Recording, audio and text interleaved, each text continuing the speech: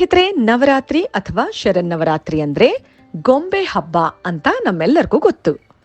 ದಕ್ಷಿಣ ಭಾರತದಲ್ಲಿ, ಅದರಲ್ಲೂ ಕರ್ನಾಟಕದಲ್ಲಿ ಗೊಂಬೆ ಹಬ್ಬ ಅಂದ್ರೆ ಕಣ್ಮುಂದೆ ತರಾವರಿ ಗೊಂಬೆಗಳು ಬರುತ್ತವೆ. ಈ ಗೊಂಬೆಗಳಲ್ಲಿ ಮುಖ್ಯವಾಗಿರೋದು ಎರಡು. ಮೊದಲನೇದು ಪಟ್ಟದ ಗೊಂಬೆ, ಎರಡನೇದು ಆನೆಗಳು. ಮೈಸೂರಿನ ರಾಜಮನೆತನ ದಸರಾ ಹಬ್ಬವನ್ನ ಬಹಳ ಸಡಗರದಿಂದ ಆಚರಣೆ ಮಾಡಿಕೊಂಡು ಬರ್ತಾ ಇದೆ. ನವರಾತ್ರಿಯ ಸಮಯದಲ್ಲಿ ಜಂಬೂ ಸವಾರಿ, ಕುಸ್ತಿ ಪಂದ್ಯ, ಸಂಗೀತ ಕಾರ್ಯಕ್ರಮ, ದೇವರ ಪೂಜೆ, ಸೈನಿಕರ ಕವಾಯತು, ಅಶ್ವಪಡೆ, ಗಜಪಡೆಗಳ ಮೆರವಣಿಗೆ, ವಿವಿಧ ರೀತಿಯ ಆಯುಧಗಳ ಪೂಜೆ, ಚಾಮುಂಡೇಶ್ವರಿಯ ಪೂಜೆ, ಹೀಗೆ ಬಹಳ ವಿಜೃಂಭಣೆಯಿಂದ 10 ದಿನಗಳ ಕಾಲ ಹಬ್ಬ ನಡೀತಾ ಇತ್ತು. ಸುಮಾರು 300 ವರ್ಷಗಳಿಂದ ಮೈಸೂರಿನ ಮನೆ ಮನೆಯಲ್ಲೂ ಗೊಂಬೆಗಳನ್ನಿಟ್ಟು ಅರಮನೆಯಲ್ಲಿ ಯಾವ ರೀತಿ ಉತ್ಸವ ನಡೆಯುತ್ತೋ ಅದೇ ಥರ ನಮ್ಮ ಮನೆಯಲ್ಲೂ ನಮ್ಮ ಕೈಲಾದ ಮಟ್ಟಿಗೆ ಉತ್ಸವನ ಆಚರಿಸೋಣ ಅಂತ ಯೋಚನೆ ಮಾಡಿ ಮೈಸೂರಿನ ಮನೆ ಮನೆಯಲ್ಲೂ ಗೊಂಬೆಗಳನ್ನ ಇಡೋದಕ್ಕೆ ಶುರು ಮಾಡಿದ್ರು. ಮುಂದೆ ಅದೇ ಸಂಪ್ರದಾಯ ಆಯ್ತು. ಗೊಂಬೆ ಹಬ್ಬದಲ್ಲಿ ಇಡುವಂಥ ಗೊಂಬೆಗಳಾದ್ರೂ ಯಾವುದು? ಮೊದಲೆಲ್ಲ ಮಣ್ಣಿನ ಗೊಂಬೆಗಳನ್ನ ಇಡ್ತಾ ಇದ್ರು.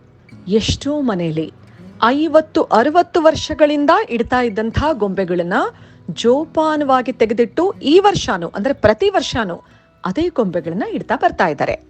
ಆದ್ರೆ ಈಗೀಗ ಮಣ್ಣಿನ ಗೊಂಬೆಗಳ ಜೊತೆ ಮರದ ಗೊಂಬೆಗಳಿದೆ, ರಬ್ಬರ್ ಗೊಂಬೆಗಳಿದೆ, ಕಾಗದದ ಗೊಂಬೆಗಳಿದೆ, ಪ್ಲಾಸ್ಟಿಕ್ಕಿನ ಗೊಂಬೆ ಇದೆ, ಲೋಹದ ಗೊಂಬೆಗಳು ಕೂಡ ಇದೆ. ತರಾವರಿ ಗೊಂಬೆಗಳನ್ನ ಆಕರ್ಷಕವಾಗಿ ಮನೆ ಮನೆಯಲ್ಲೂ ಕೂರಿಸೋದನ್ನ ನಾವೆಲ್ಲ ನೋಡ್ತಾನೆ ಬಂದಿದ್ದೀವಿ. ಇವತ್ತಿನ ದಿನ ಈ ವಿಡಿಯೋ ಮುಖಾಂತರ ನಾನು ನಿಮ್ಮಲ್ಲಿ ಅರಿಕೆ ಮಾಡ್ಕೊಳ್ಳೋದು ಏನು ಗೊತ್ತಾ? ಈಗೀಗ ಗೊಂಬೆಗಳನ್ನಿಡೋದು ತುಂಬಾ ಕಮ್ಮಿ ಆಗ್ತಾ ಇದೆ. ಅಯ್ಯೋ, ನಾವು ಕೆಲ್ಸಕ್ಕೆ ಹೋಗ್ತೀವಲ್ಲ, ಟೈಮೇ ಇಲ್ಲ. ಮಕ್ಕಳು ತುಂಬಾ ಚಿಕ್ಕೋರಪ್ಪ, ಗೊಂಬೆ ಇಟ್ಟರೆ ಎಳೆದೆಳೆದು ಬಿಸಾಕ್ಬಿಡ್ತಾರೆ. ನಮ್ಮನೇಲಿ ಏನಿಲ್ಲ, ನಮ್ಮತ್ತೆ ಮನೇಲಿ ತುಂಬಾ ಚೆನ್ನಾಗಿ ಗೊಂಬೆ ಇಡ್ತಾರೆ, ನಾವು ಅಲ್ಲೇ ಹೊಟ್ಟೋಗ್ತೀವಿ. ಅಯ್ಯೋ, ಪಟ್ಟದ ಗೊಂಬೆ ಇಟ್ಟು ಆಯ್ತು ಅನ್ನಿಸ್ಬಿಡ್ತೀವಿ ಕಣ್ರಿ. ಟೈಮ್ ಎಲ್ಲಿದೆ? ಕೆಲ್ಸಕ್ಕೆ ಹೋಗ್ಬೇಕಲ್ಲ, ರಜಾ ಕೊಡಲ್ಲ. ಮಣ್ಣಿನ ಗೊಂಬೆನೆಲ್ಲ ಹೇಗೆ ಮೇಂಟೈನ್ ಮಾಡೋದು? ಹೋಗ್ಲಿ, ಇಷ್ಟೆಲ್ಲ ಗೊಂಬೆ ಇಟ್ಕೊಳಕ್ ಜಾಗ ಎಲ್ಲಿದೆ? ಅಪಾರ್ಟ್ಮೆಂಟಲ್ಲಿ ಅಟ್ಟಗಳೇ ಇರಲ್ಲ. ನಿಜವಾಗ್ಲೂ ನಮ್ಮ ಕೈಲಾಗಲ್ಲಪ್ಪ. ಮಕ್ಕಳೆಲ್ಲ ಫಾರಿನಲ್ಲಿದ್ದಾರೆ, ಇಲ್ಲಿ ಯಾರು ಬರ್ತಾರೆ ಅಂತ ಗೊಂಬೆ ಕೂರಿಸ್ಬೇಕು? ಮುಂಚೆ ಯಾವಾಗ ನಮ್ಮ ಕೈ ಕಾಲಲ್ಲಿ ಶಕ್ತಿ ಇತ್ತೋ ಗೊಂಬೆ ಕೂಡಿಸ್ತಾ ಇದ್ವಿ, ಈಗಂತೂ ನಮ್ಮ ಕೈಲಾಗಲ್ಲ. ಹೀಗೆ ಒಬ್ಬೊಬ್ಬರು ಒಂದೊಂದು ಕಾರಣನ ಹೇಳ್ತಾ ಬರ್ತಾ ಇದ್ದೀವಿ. ನಿಮಗೆ ನಾನು ಹೇಳೋದಿಷ್ಟೇ, ರಾಜ ಮಹಾರಾಜರ ಕಾಲದಲ್ಲಿ ಕಲೆ ಸಾಹಿತ್ಯವನ್ನ ಪೋಷಿಸ್ತಾ ಇದ್ರು. ಪೋಷಿಸೋದು ಅಂದ್ರೆ ಏನು ಗೊತ್ತಾ? ಕುಶಲಕರ್ಮಿಗಳಿಗೆ, ವಿದ್ವಾಂಸರಿಗೆ, ಕವಿಗಳಿಗೆ ರಾಜರ ಕಾಲದಲ್ಲಿ ಆಶ್ರಯ ಸಿಗ್ತಾ ಇತ್ತು. ಅವರ ಇಡೀ ಕುಟುಂಬ ಅರಮನೆಯ ಪೋಷಣೆಯಲ್ಲಿ ಬೆಳೀತಾ ಇತ್ತು. ನಾವು ಆ ರೀತಿ 10 ಕುಟುಂಬಗಳನ್ನ, 100 ಕುಟುಂಬಗಳನ್ನ ಪೋಷಣೆ ಮಾಡಕ್ಕೆ ನಿಜವಾಗ್ಲೂ ಸಾಧ್ಯ ಇಲ್ಲ. ಆದ್ರೆ ಕುಶಲಕರ್ಮಿಗಳನ್ನ ಪ್ರೋತ್ಸಾಹಿಸಬಹುದಲ್ವಾ? ಪ್ರತಿ ವರ್ಷ ಒಂದೊಂದು ಗೊಂಬೆ ಕೊಂಡ್ಕೊಳ್ಳೋಣ. ವರ್ಷದಿಂದ ವರ್ಷಕ್ಕೆ ಗೊಂಬೆಗಳ ಸಂಗ್ರಹ ಜಾಸ್ತಿ ಆಗ್ತಾ ಹೋಗುತ್ತೆ. ಹಬ್ಬ ಎಲ್ಲ ಆದ್ಮೇಲೆ ಎಲ್ಲ ಗೊಂಬೆಗಳನ್ನು ಬಾಕ್ಸ್ನಲ್ಲಿ ಹಾಕಿ ಜೋಪಾನವಾಗಿ ಇಟ್ಟರೆ ಮುಗೀತು. ಕಷ್ಟ ಅಂತ ಅನ್ಕೋಬಾರ್ದಲ್ವಾ? ನಾವು ಗೊಂಬೆಗಳನ್ನ ಇಡಲಿಲ್ಲ ಅಂದ್ರೆ, ನಾವು ಗೊಂಬೆಗಳನ್ನ ತಗೊಳ್ಳಿಲ್ಲ ಅಂದ್ರೆ ನಾಶ ಆಗೋದು ಏನು ಗೊತ್ತಾ?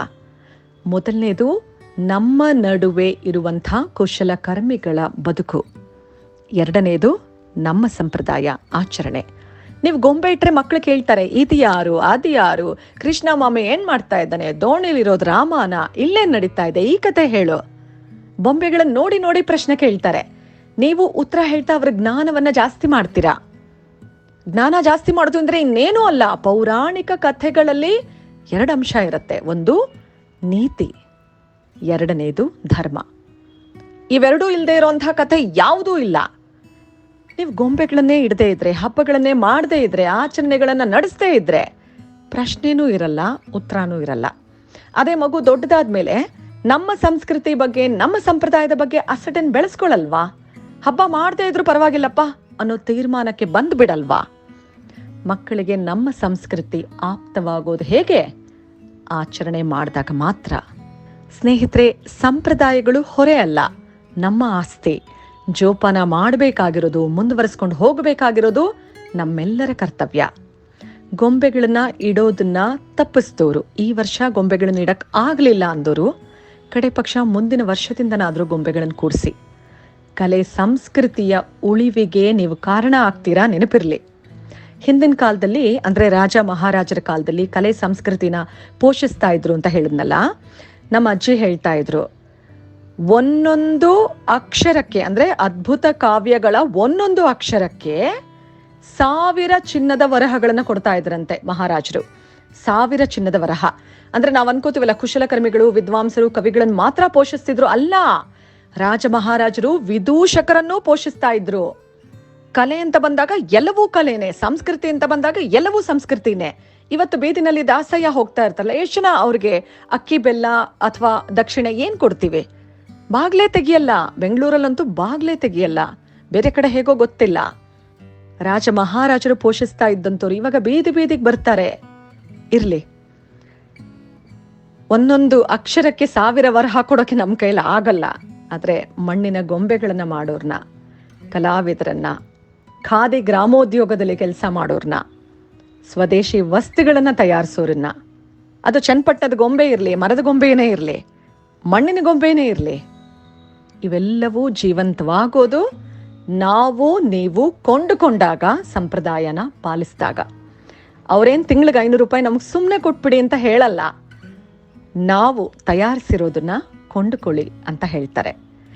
ದಯವಿಟ್ಟು ಸಂಸ್ಕೃತಿ ಆಚರಣೆಗಳನ್ನ ಪಾಲಿಸ್ತಾ ನಮ್ಮ ನಡುವೆ ಇರುವಂಥ ಕಲಾವಿದರನ್ನ ಪ್ರೋತ್ಸಾಹಿಸೋಣ. ನಿಮ್ಮೆಲ್ಲರಿಗೂ ಒಳ್ಳೆಯದಾಗಲಿ. ದಯವಿಟ್ಟು ಗೊಂಬೆಗಳನ್ನ ಕೊಂಡುಕೊಳ್ಳೋದ್ರ ಮೂಲಕ, ಗೊಂಬೆ ಇಡೋದ್ರ ಮೂಲಕ, ಸಂಪ್ರದಾಯ ಆಚರಣೆಗಳನ್ನ ಪಾಲಿಸೋದ್ರ ಮೂಲಕ ನಮ್ಮ ನಡುವೆ ಇರುವಂತಹ ಕಲಾವಿದರನ್ನ ಪೋಷಿಸೋಣ.